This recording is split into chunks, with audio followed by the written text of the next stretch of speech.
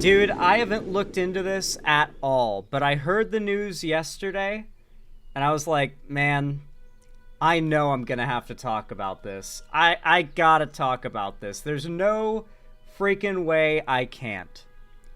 Pope Francis has died the day after Easter. It doesn't get very close to being way sadder, by the way. Like, imagine the Pope dies on Easter Sunday. That would have fucking sucked. At least it would have sucked for Christians. But it would just be generally sad. I'm not a big fan of organized religion. I'm not a big Christianity guy. I'm a fan of the mythology of the Bible. I think the Bible's mythology goes pretty hard, as I think most mythologies in religions go pretty hard if you look at them as mythologies. But, like, outside of that, not a big fan of organized religion. The Catholic Church in particular has had its fair share of horrible scandals that they've covered up and no doubt continue to perpetuate. Despite that, though, Christians and Catholics, or at least those that consider the Pope's beliefs and the Pope's words to matter, there's still a lot of people out there like that. Like, the Pope is maybe the most influential figure in the world. You could argue that, like, legitimately. And of all the recent popes, Pope Francis was honestly one of the most progressive. Correct me if I'm wrong, but a few years back, he just basically came out and said, God loves all gays. He doesn't care if you're gay. He made you that way, or whatever. Like, bars, by the way. But, like, I'm pretty sure he's been publicly pro-trans, pro-gay.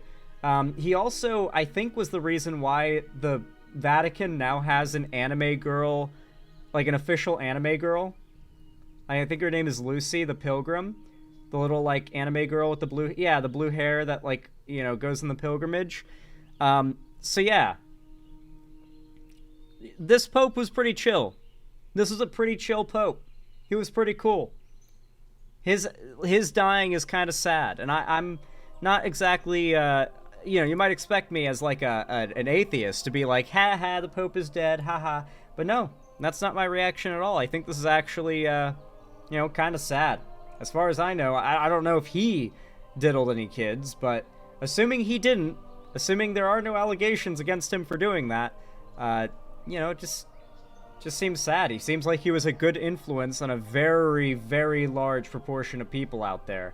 Oh yeah, apparently J.D. Vance was visiting him like the day before for Easter, and then he dies, so everyone's saying that looking at J.D. Vance literally killed the Pope.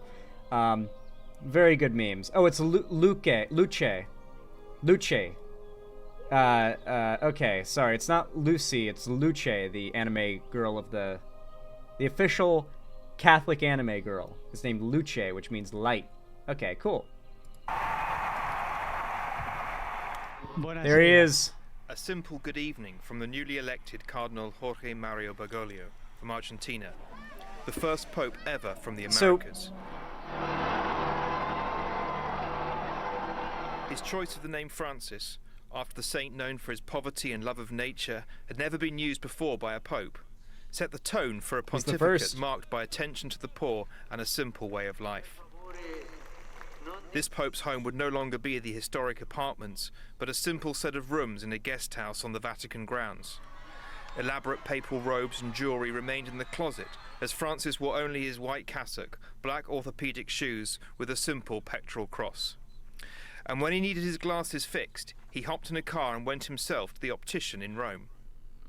That's true. You guys, like, the previous pope was dripped the fuck out, okay? The old popes came out with, like, a hat that was super fucking tall. They would be, like, in robes that were just, like, insanely ornate with, like, probably 10 pounds of gold hanging from them in the form of countless different jewelry and stuff. And they would be in, like, a hermetically sealed, bulletproof, like, car type thing. Like, because they're as protected as, like, the president. More protected than the president, I think, at the time. This particular pope was the guy who's like, I'm just gonna be, like, Gandalf the White, walking around in white robes with, like, a simple cross. How about that? He was surprisingly simple and humble. Which actually, not even surprisingly, this is kind of the mindset that you hope a Christian would live by, because it's kind of what the Bible is all about. Like, pretty often, the Bible is not kind to rich people. Let me tell you, the Bible has a lot of things to say about the rich. It's not talked about much because it sounds arguably a little Marxist, but there are a lot of Bible quotes about the rich, and they're not too friendly towards the rich.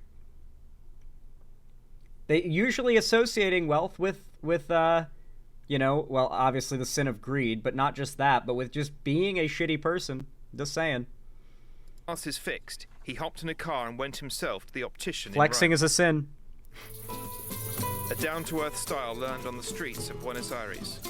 The one-time nightclub bouncer took public transportation and always remained a fan of Argentina's San Lorenzo soccer team. His simple words, too, had a way of getting to the heart of divisive issues. If a person is gay and accepts the Lord and has goodwill, well, who am I to judge? It didn't change the Catholic Church's opposition to gay marriage, but convinced many that he was a pope open to change.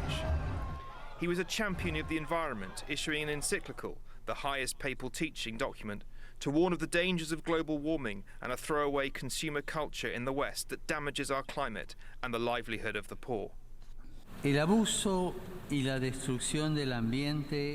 misuse and destruction.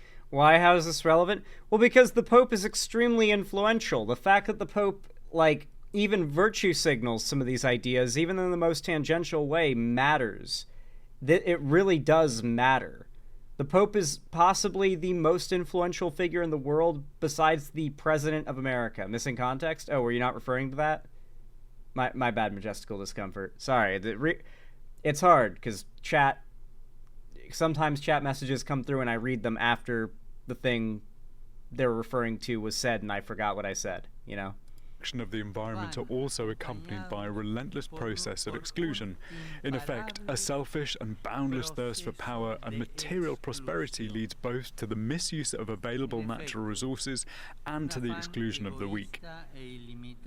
He drove home the point travelling to the United States, home of gas-guzzling SUVs, in a tiny Fiat.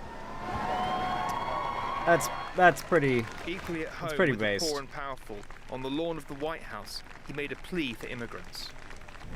As the son of an immigrant family, I'm happy to be a guest in this country, which was largely built by such families.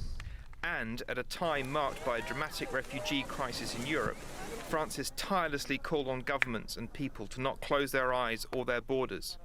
And he walked his talk, bringing back 12 Syrian refugees on his plane following a trip to the Greek island of Lesbos. In the difficult terrain of the Holy Land,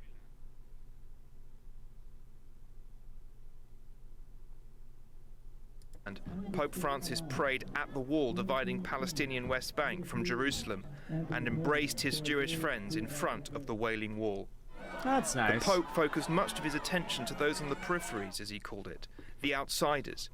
Dude, imagine the next Pope ends up being like that one Pope that, they just have they just bring a Donald Trump into Popehood.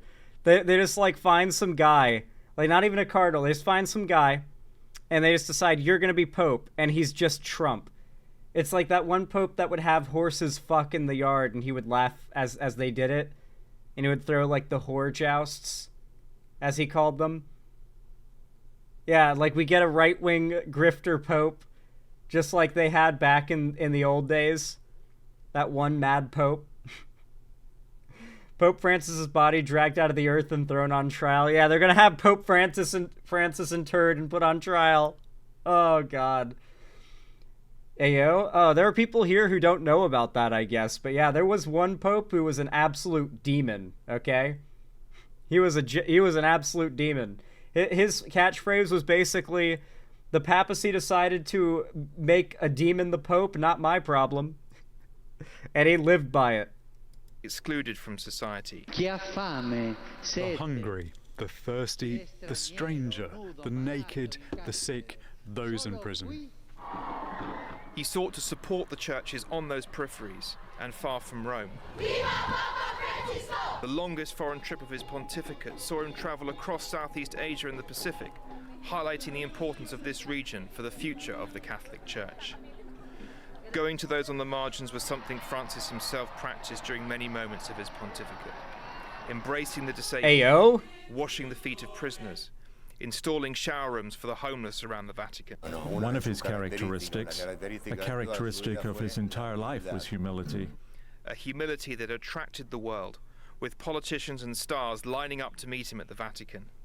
He was not so popular at times inside the Vatican and among powerful Catholic groups in the United States.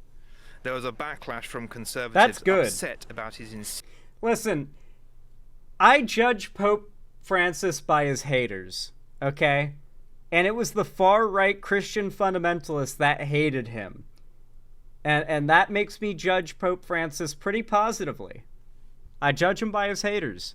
Insistence that church teaching must develop, along with his biting critiques of clerical culture. His financial reforms seeking greater transparency faced significant difficulties, and the scandal of sex abuse continuing to be the Catholic Church's biggest struggle. In the case of Chile, Francis admitted in a letter that he too was part of the problem when every bishop in the country offered to resign in the wake of sexual abuse scandals there. Also accused of being part of the problem by his ex-ambassador to the United States, who claimed he told Francis about sexual abuse allegations against former Washington, D.C. Cardinal Theodore McCarrick 5 years before. I believe that. I believe that even this good pope, quote-unquote, was, like, complicit in covering up the Catholic Church's skeletons in their closet. Like, the whole Catholic Church is rotten, but it's not going anywhere. It's immensely influential, and there's going to be a pope. The pope is going to be one of the most important people on the planet. You want it to be someone who is, at the bare minimum, publicly representing what it is to be good. Even if privately they're kind of awful, that comes with the territory. At the very least, they're not openly encouraging their followers to be just as awful as them. And Francis allowed him to continue serving. I will not say one more word on this. Francis eventually defrocked the US cardinal and held an unprecedented global meeting of bishops to address the issue.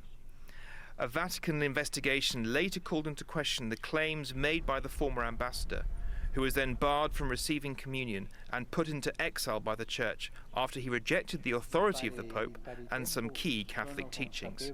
Damn. Nevertheless, questions remained about Francis's handling of the abuse crisis. There is no doubt that the child sexual abuse scandals are the central stain on his legacy. I mean, over and over again, Pope Francis said the right things. He met with victims. He expressed heartfelt sorrow. He expressed resolve to get this right.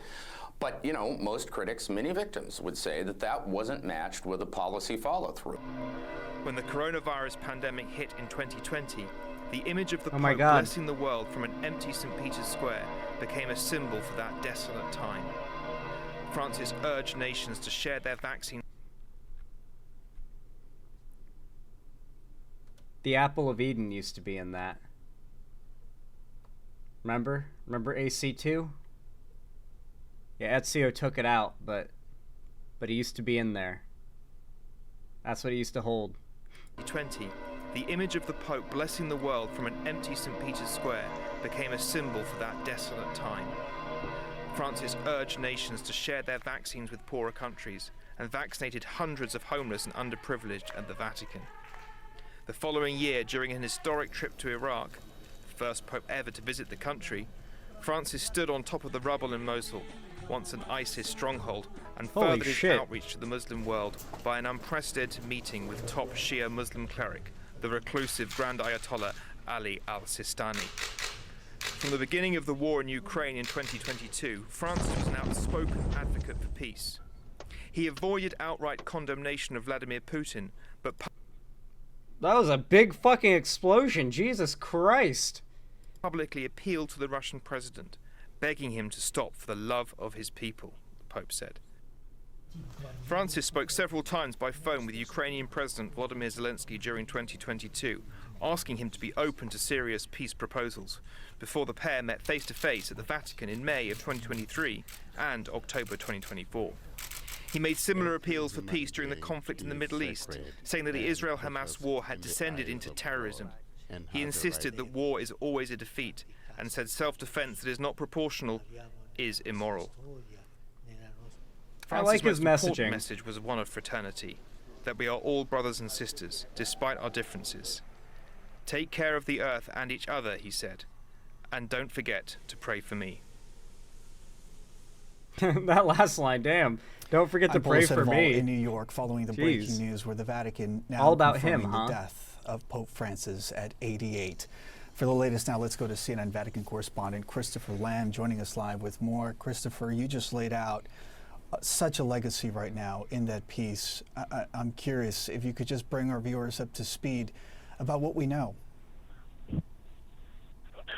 Well, Paulo, we were told this morning that there would be a brief broadcast from the Santa Marta, the residence of Pope Francis, and then a few moments later, Cardinal Kevin Farrell, who is the Carmelengo, the man in charge with overseeing the protocols around the death of the Pope, announced that Pope Francis had died at 7:35 a.m. local time this morning.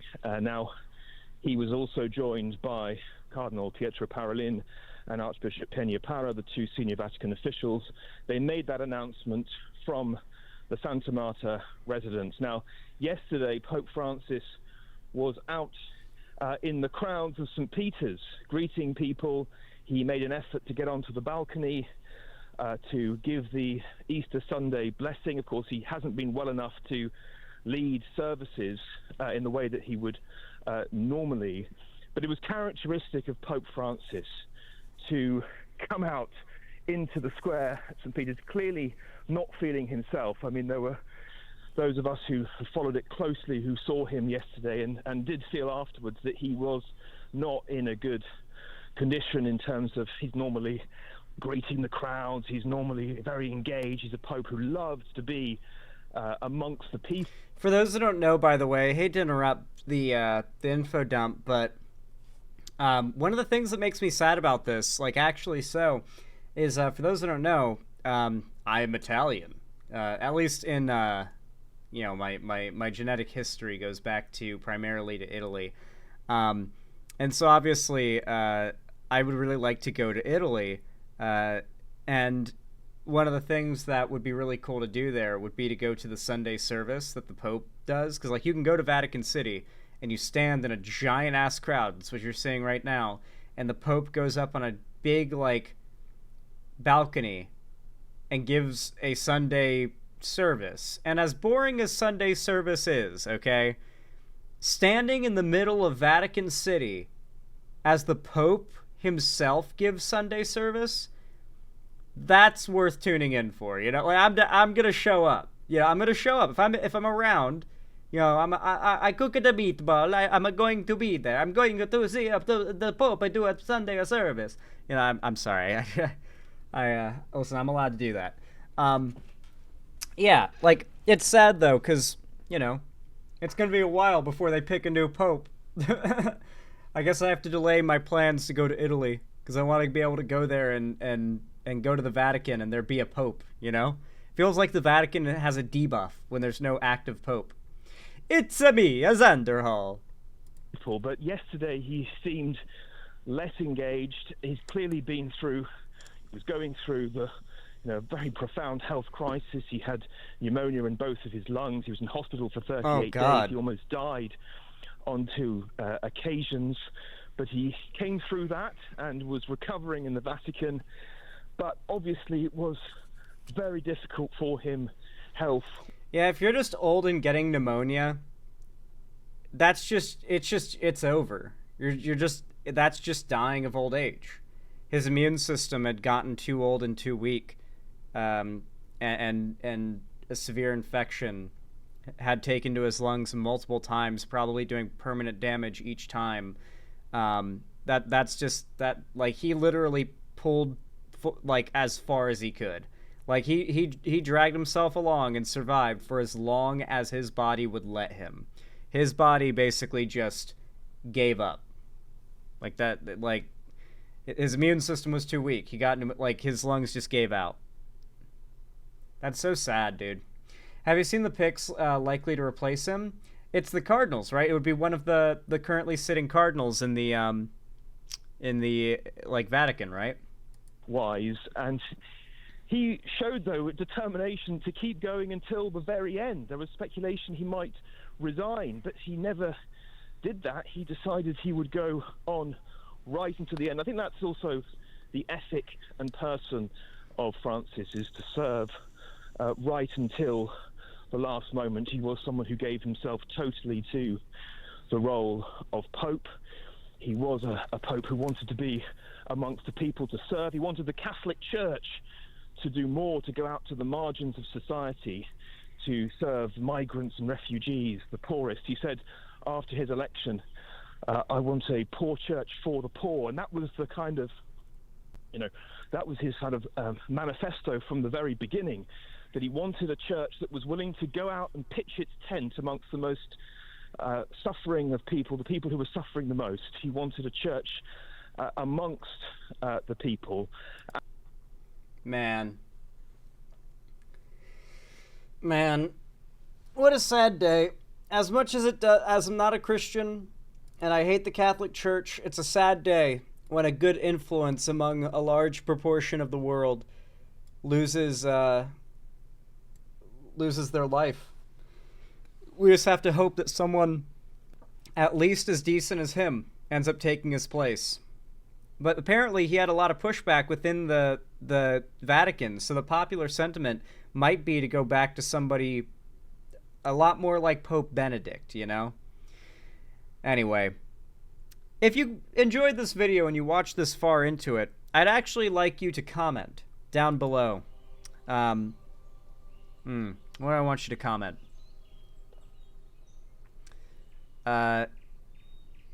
New Christianity update dropped. That's what I want you to comment down below. If you watched this far, I want you to comment, new Christianity update dropped. I feel like that is the level of Mimi I want to see from the comment that we use this time around. Just comment that. It'll be funny as fuck, and it helps the channel. I really do appreciate it. Of course, if you liked this, consider leaving a like and subscribing as well, so YouTube tells you when I go live or upload new videos in the future. And like I said, commenting helps immensely as well. You know what to do. And if you want to see more from me on other platforms, be sure to follow my social medias linked down below, especially my fan Discord. It is the main hub of my community and fan base, and I host gaming events, call-in streams, and watch parties there every single Friday, so make sure you tune in. You don't want to miss anything. And finally, if you want to support me financially, help me keep the lights on and a roof above my head here at the Xander Hall studio, then please consider donating, subscribing, or gifting a sub on my website, xanderhall.com/live, or support me through YouTube, Twitch, Streamlabs, Stream Elements, Patreon, or buy some custom Xander Hall merch through the Streamlabs link down below in the description. Regardless of how you support me though, thank you so much for watching, and as always, have a good one.